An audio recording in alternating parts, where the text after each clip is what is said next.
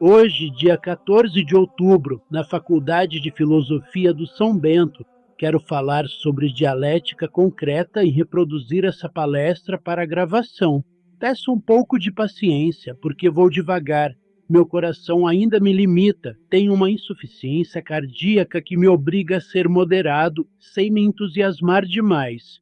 Mas o interesse atual pela dialética é impressionante, e é uma pena que ela não tenha sido mais amaldiçoada por toda a confusão que a cerca. Há tantas opiniões, tantas posições desencontradas, que virou uma matéria que todo mundo menciona e quase ninguém entende de verdade. Dói ver isso, como um chifre na testa do pensamento. Para saber o que ela é, não dá para esquecer sua história, porque sem olhar o passado ficamos presos a visões tortas. Se aceitarmos, por exemplo, a ideia de Aristóteles, que reduz a dialética a uma arte de argumentar com o provável, teremos uma imagem falsa, estreita demais. Ele escreveu um livro notável sobre retórica, mesmo não sendo retórico. Um gênio como ele não precisava ser professor disso para brilhar, mas via a dialética pelo ângulo da retórica. Argumentos especiosos, hábeis, bons para convencer na controvérsia, na defesa de uma causa. Só que para a filosofia isso não me basta. Eu quero argumentos demonstrativos, juízos apodíticos, aqueles que a lógica pura entrega com firmeza. Por isso, os escolásticos depois chamaram dialética de lógica formal, material, argumentativa, misturando tudo. Mas ainda assim não pegaram o espírito dela, a linguagem viva da dialética. Já Platão pensava diferente. Para ele era a matriz medite dos pitagóricos, a suprema instrução, como São Boaventura diria depois, contemplação sapiencial. Era a capacidade humana de penetrar nas ideias eternas, captar os logoercaicos, os arquétipos, um caminho através das ideias para elevar o espírito à verdade imutável. Aristóteles não engolia isso, dizia que só temos a abstração, nada de iluminação direta. Platão, ao contrário, apostava na apofantiqué, na luz que vem de cima. Não vou justificar isso agora, peço que me deixem provar noutra hora, porque a prática da dialética vai mostrar melhor que qualquer discurso. Nos tempos dos sofistas, a coisa era outra. A democracia grega pedia palavra afiada, jovens queriam dominar a argumentação para vencer debates, subir aos cargos, impor ideias. Os sofistas, mestres nisso, ensinavam a defender qualquer posição, certa ou errada, desde que pagassem. Era uma habilidade de controvérsia, de desmontar o outro e não de buscar verdade. Aristóteles apontava o dedo. Isso não é filosofia, é só retórica. Ele via Zeno de Eleia, com seus paradoxos inteligentes, e os sofistas como os pais dessa dialética menor, boa para persuadir, mas não para o rigor que ele queria. E eu digo, temos que separar a dialética de convencer dos tribunais e praças, e a que ilumina, que a filosofia merece. A história não para aí. Os gregos plantaram a semente, mas ela cresceu depois, e vamos ver isso passo a passo, porque cada pedaço nos ajuda a entender o que ela pode ser hoje, sem a confusão que a engoliu. E agora que já plantei o chão grego com vocês, sofistas, Platão, Aristóteles, quero levar a história adiante, porque ela não ficou parada em Atenas. Os sofistas deram o pontapé com sua arte de persuadir, e naquela democracia fervente isso era tudo. A juventude precisava da palavra para subir, convencer, enfrentar o outro na praça. Aristóteles olhou isso de lado, viu Zeno de Eleia com seus paradoxos que enrolavam a cabeça e disse: é só sofística, argumentos prováveis, nada de filosofia séria. Ele queria demonstração pura, não jogo de palco, e por isso puxou a dialética para a lógica, rejeitando o que chamava de especioso.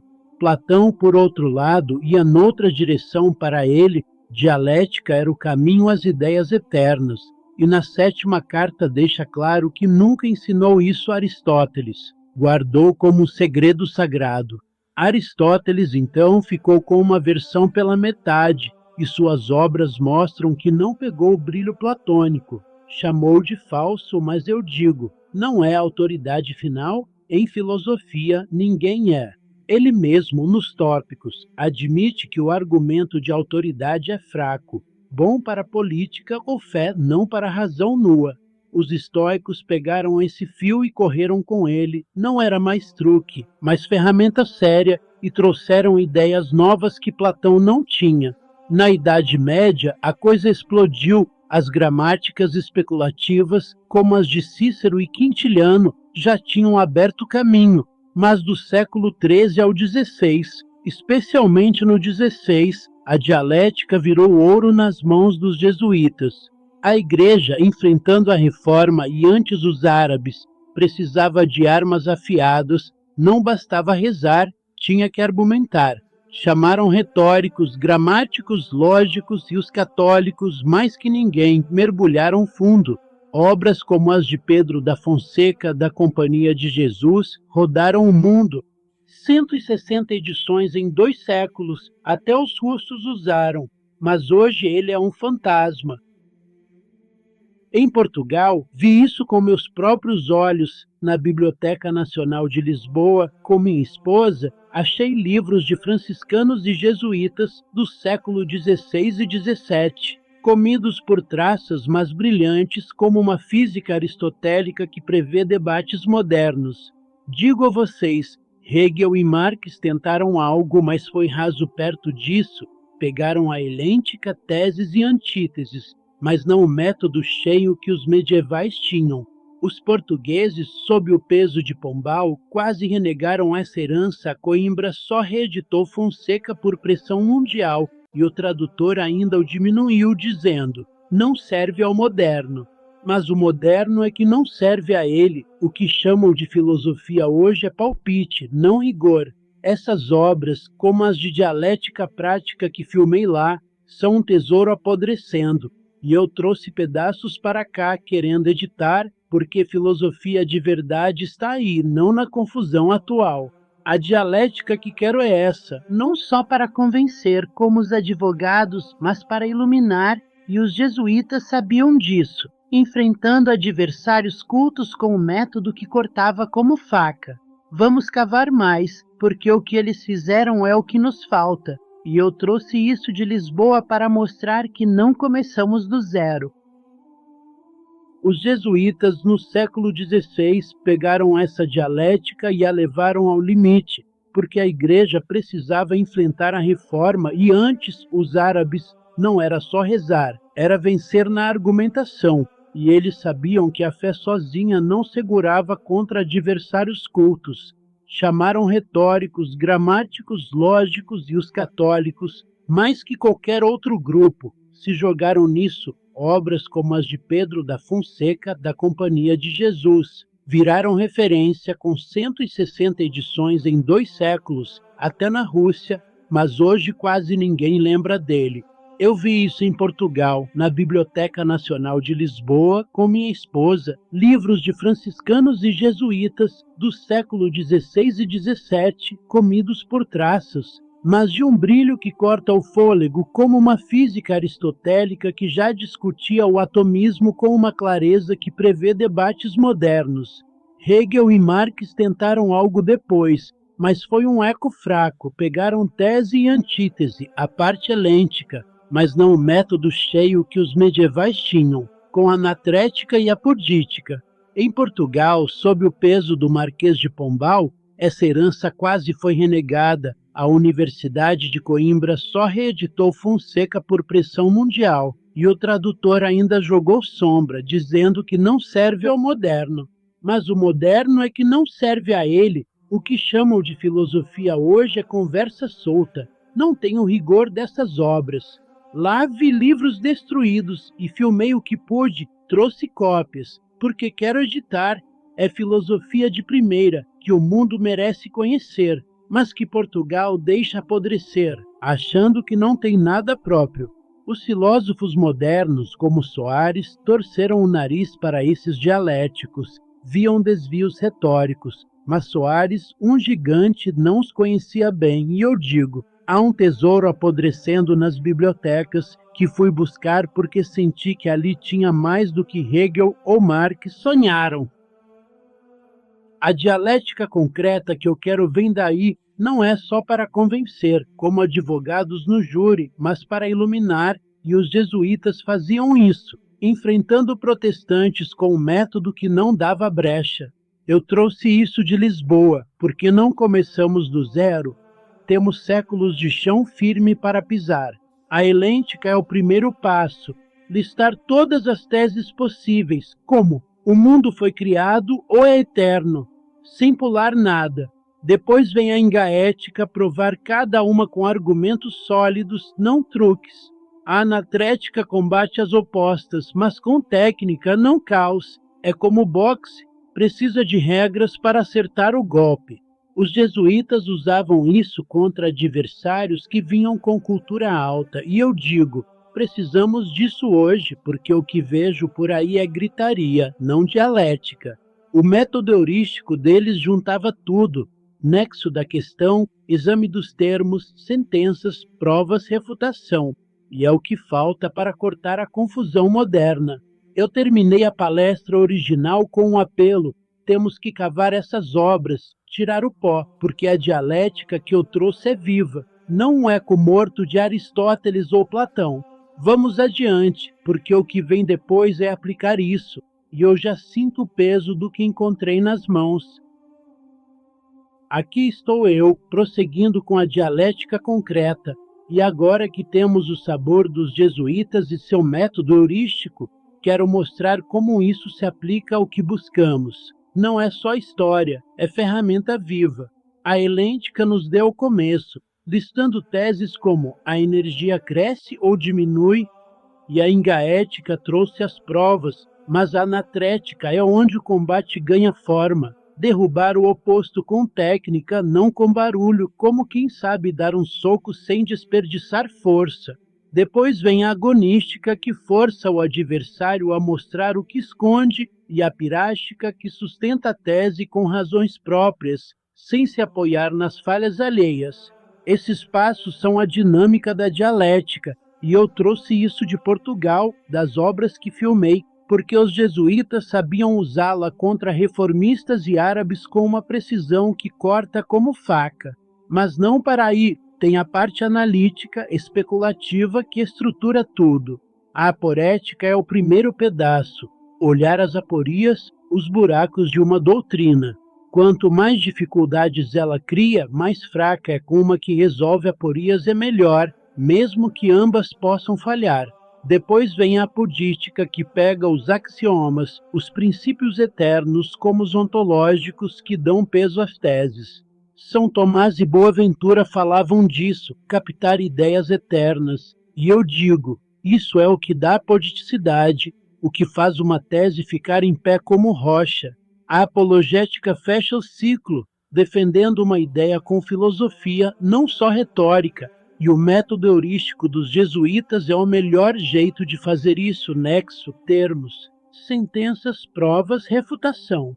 Eu trouxe isso dos franciscanos e jesuítas de Lisboa, e vocês precisam ver obras como a de Fonseca, com 160 edições, ou uma física aristotélica que prevê o atomismo, estão apodrecendo, mas são ouro puro.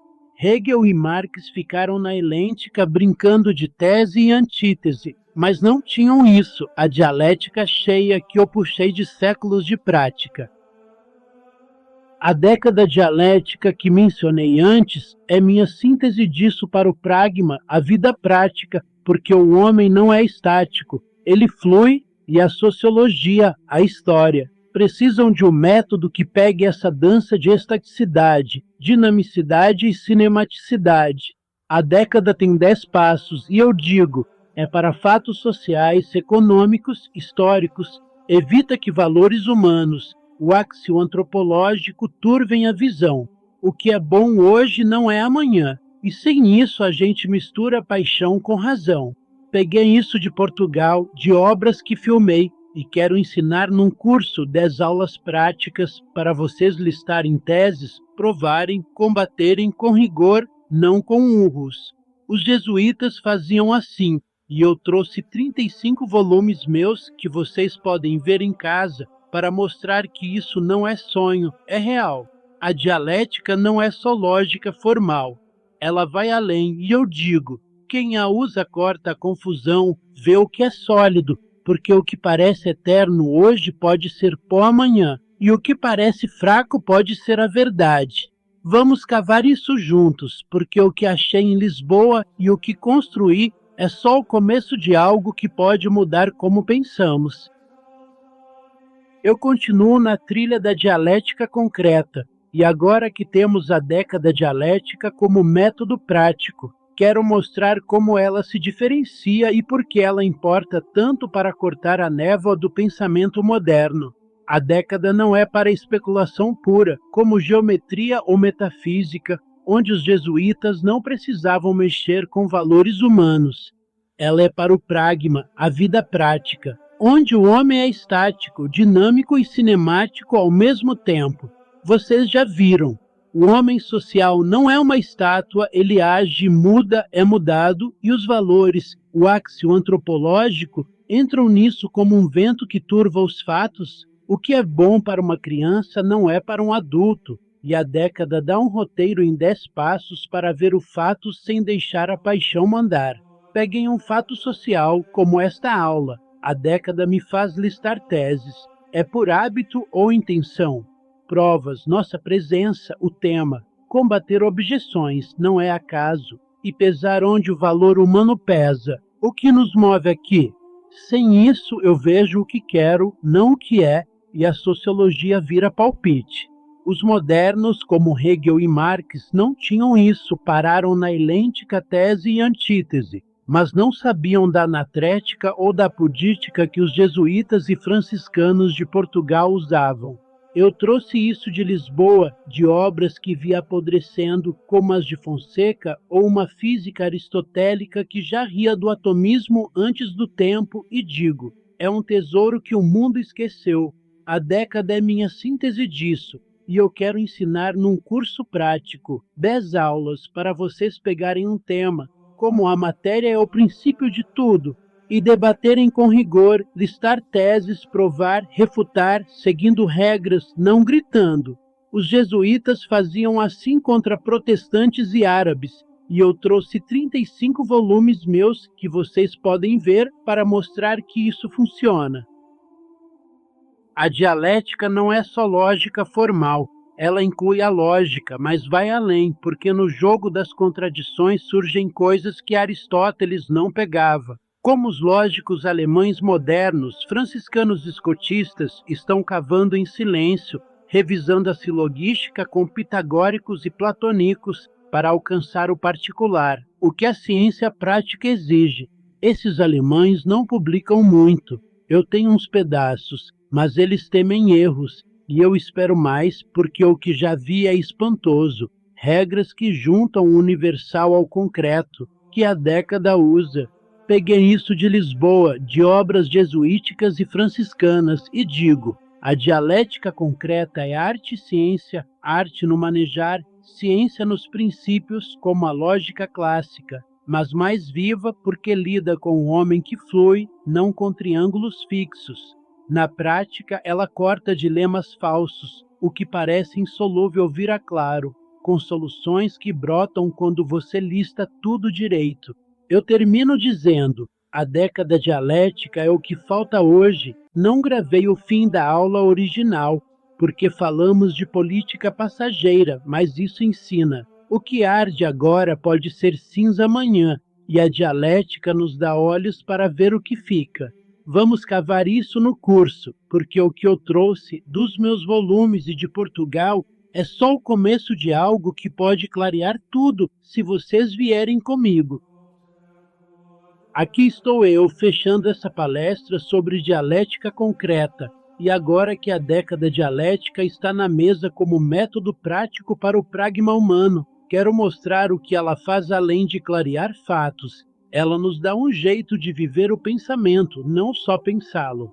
Na prática, onde o homem age e se mistura com valores, a década é 10 passos que cortam o véu do axioantropológico, pegam um fato social, histórico, econômico, como esta aula ou uma crise, e lista teses, provas, refutações, sem deixar a paixão mandar.